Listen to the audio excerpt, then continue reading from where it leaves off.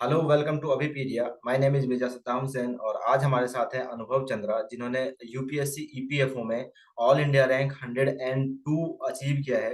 एक बहुत ही अच्छा रैंक इन्होंने अचीव किया है। तो आज हम लोग इनसे जानेंगे कि क्या स्ट्रैटेजी थी इनकी और किस टाइप से इन्होंने प्रिपरेशन किया, किस टाइप से अलग अलग सब्जेक्ट की स्ट्रैटेजी बनाई इन्होंने। जैसे कि जितने भी टॉपर से हम लोगों ने इंटरेक्ट किया है, सबसे पूछा है हमने। आज हमें अनुभव से पूछना है कि क्या स्ट्रैटेजी इनकी रही। तो सबसे पहले मैं स्वागत करता हूँ अपने यूट्यूब चैनल पे अनुभव का। हेलो अनुभव। Hello sir. और कैसे हो आप? Fine sir. जी। अनुभव, सबसे पहले तो कॉन्ग्रेचुलेसन आपको कि आपका आपके सिलेक्शन के लिए हमारे और हमारी टीम की तरफ से। जी सर, आपको भी, आपके सभी टीम को सर हमारी तरफ से बहुत धन्यवाद सर। Thank you. और अनुभव, आप अपने बारे में बताइए कि आप कहाँ से बिलोंग करते हो और आपके एजुकेशन क्वालिफिकेशन क्या है? सर मैं उत्तर प्रदेश से वाराणसी जिले से बिलोंग करता हूँ। जी। सर मेरा क्वालिफिकेशन है बैचलर ऑफ साइंस जी। In zoology and chemistry department. Okay. और अगर हम लोग बात करें कि कोई मतलब आपने जैसे यूपीएससी ईपीएफओ के आपने क्वालिफाई किया है, तो इसके अलावा क्या जी और कोई ऑर्गेनाइजेशन या मतलब कोई और एग्जाम के बारे में आप प्रिपरेशन कर रहे थे? जी सर, यूपीएससी सीएससी संघ लोक सेवा आयोग का मैं सिविल सर्विस के एग्जाम दे रहा हूँ। मैं खास मेरा उद्देश्य है, एम है कि मैं यूपीएससी से सीएससी को क्रैक करूँ। अच्छा। तो अब मेरा बस एक ही फोकस रह गया है, यूपीएससी सीएससी को क्रैक करना। तो अच्छा। अभी मैं इसका भी क्रैक करने के बाद मैं इसमें लगा हुआ हूँ कंटिन्यू। अच्छा। तो अभी आप मतलब आप करंटली जॉब भी कर रहे हो कहीं पे? नो सर, अभी तो बस मैं स्टडी कराता हूँ। जी। तो जी। जी। और अगर हम लोग बात करें कि प्रिपरेशन की, अगर जैसे आपने यूपीएससी सिविल सर्विसेज की प्रिपरेशन कर रहे थे और अभी भी कर रहे हो, तो उससे जी आपको यूपीएससी ईपीएफओ में कितना फायदा मिला? सर, बहुत फायदा मिला इसमें हमें। तो जी। क्योंकि सर सिलेबस जो था इससे मिलता मिलता भी था। जी। अ, इसमें एक्स्ट्रा में सर, इसमें यूपीएससी ईपीएफओ में जो लेवल रहा है अकाउंटिंग है और इंग्लिश, जी। ये एक्स्ट्रा इसमें जोड़ दिया गया था। तो ऑलरेडी मेरा इसमें से और कवर था, तो थोड़ा बहुत मुझे और मेहनत करने की जरूरत थी इसमें। जी।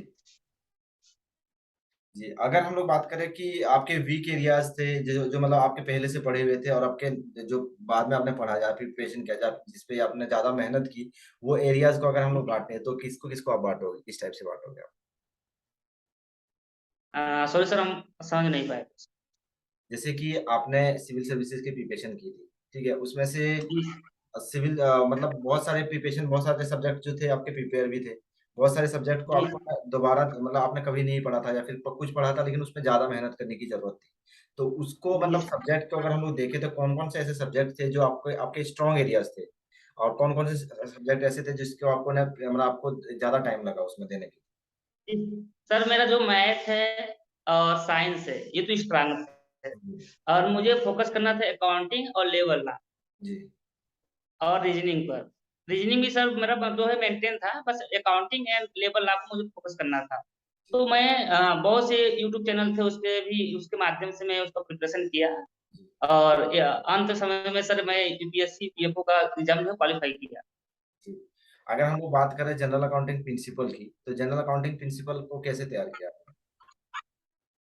सर उसमें तो जो यूट्यूब चैनल पर पढ़ाते हैं ना, जी। तो जो फैक्ट मुझे नहीं समझ में आ रहा था कि ये फैक्ट में क्या है, उन फैक्ट को मैं सर यूट्यूब चैनल पर सर्च करके ही देख लेता था जी। कि इसमें किस प्रकार से क्वेश्चन है। जो आपने मेनली आपने यूट्यूब से ही पढ़ा जनरल अकाउंटिंग प्रिंसिपल? हाँ यूट्यूब, जी सर यूट्यूब से। और अगर हम लोग बात करें इंडस्ट्रियल एंड लेबर लॉ की, इसकी? सर आपके चैनल विकिपीडिया से हमें बहुत सहायता मिली है। जी। क्योंकि मैं जब इंटरव्यू का एग्जाम देने गया, तो सर आपकी टीम मुझे काफी सपोर्ट दी है।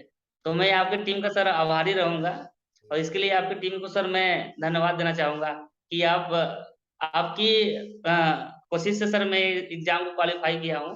चलिए, थैंक यू। ये ऐसी बात नहीं है अनुभव, अनुभव आपकी मेहनत है ये। हम लोग बस थोड़ा सा दिशा दिखाते हैं। जो सारा मेहनत वो स्टूडेंट खुद करता है, ये आपकी मेहनत का फल है। ये ठीक है सर, लेकिन आप लोगों का गाइडलाइंस की वजह से तो मैं इसको करेक्ट किया। यदि आप लोगों का गाइडलाइंस नहीं होता तो फिर मैं इस एग्जाम को किस प्रकार से क्वालिफाई करता। एक टेंशन बनी रहती थी कि वहां पर किस प्रकार से प्रश्न पूछे जाएंगे, जी तो एक दिमाग में टेंशन बना रहता है। जी लेकिन आप लोगों के गाइडलाइन से काफी सपोर्ट मिला मुझे। और वहां पर एग्जाम जब ऑफिसर लोग बैठे थे, तो वहां पर हेजिटेशन महसूस नहीं हुआ जी आपके गाइडलाइन से सर। जी। तो आपने किस टाइप से इंटरव्यू की प्रिपरेशन किस टाइप से की, मतलब किस टाइप से आप कुछ बताएंगे?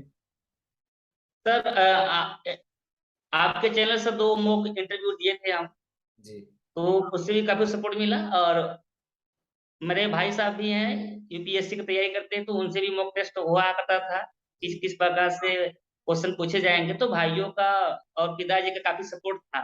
जी उन्होंने काफी प्रोत्साहन देते थे, कभी भी डिमोटिवेट नहीं होना चाहिए, जी बोले दे कर आओ।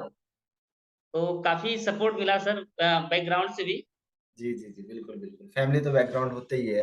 रीढ़ की हड्डी फैमिली जी ही होती है असल में, इंसान की। जी सर। जी। अगर हम लोग कोई ऐसा इंसिडेंट अगर आप जो बताना चाहो, जो आपके फाइनल इंटरव्यूज में हुआ था, जब इंटरव्यू आप यूपीएससी ले रही थी उस टाइम, कोई ऐसा इंसिडेंट जो बताना चाहो आप? सर मैं ये कहना चाहूंगा कि जो तैयारी में लगे हुए प्रिपरेशन कर रहे हैं स्टूडेंट, उन्हें कभी भी हार नहीं माननी चाहिए। क्योंकि यदि आप नहीं, लगे एक्चुअली रहेंगे। एक्चुअली मेरा मेरा क्वेश्चन ये था अनुभव कि आपने जो यूपीएससी में जो आपका फाइनल इंटरव्यू जब हुआ था, ठीक है, जी तो उस टाइम कोई ऐसा इंसिडेंट जो मतलब आपने, मतलब आपको महसूस हुआ, या फिर कोई आप शेयर करना चाहो कोई ऐसा इंसिडेंट जो वहां पे हुआ था?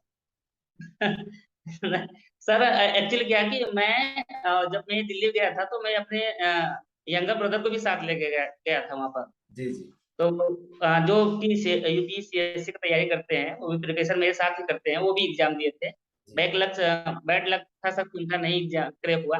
जी तो उनको भी मैं वहां पर ले गया था। तो मेरा और उनके साथ काफी डिबेट होता रहता था इस पर जी कि कौन से बातें वहां पूछे थे। तो जो लास्ट वीक था, उसमें मैंने 2 चीज पढ़े थे और 2 चीज वहां पर जो ऑफिसर थे वो पूछे थे। जी एक जो सर करंट में चल रहा था, सिंगल यूज प्लास्टिक, जी तो मैं इसको काफी डिटेल में पढ़ा था। और इंटरव्यू में सर ये प्रश्न मुझसे पूछ दिए, हम्म, तो काफी खुशी से मैं उस प्रश्न को अच्छे तरीके से उनको जवाब दिए थे। तो जी मैम भी और जो चेयरमैन थे काफी खुश हुए थे मुझसे।